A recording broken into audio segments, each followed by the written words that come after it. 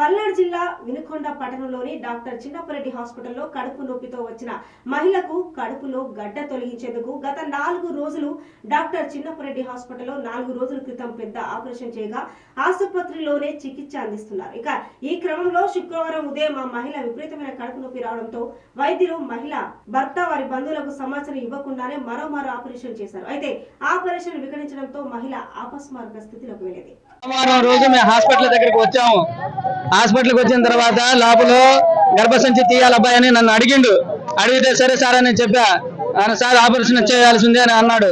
గర్భసంచి సోమవారం రోజు అమ్మాయికి జ్వరం వచ్చింది. జ్వరం వస్తే అన్ని సెలైన్లు ఎక్కించారు.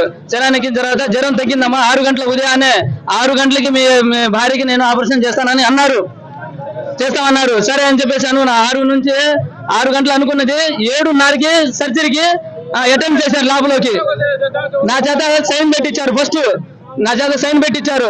ఏమైనా ప్రమాదం జరిగితే చదువు ఏ బాధ్యత లేదని వాళ్ళు నాతో ఫస్ట్ సారి పెట్టించారు సంతకం. పెట్టించిన తర్వాత అమ్మాయి బాగానే ఉంది సార్. మళ్ళీ సర్జరీ అయిపోయిన తర్వాత బయటకు వచ్చారు. బయటకు వచ్చిన తర్వాత సార్ ఎట్లుంది అమ్మాయి కానీ నేను అడిగా.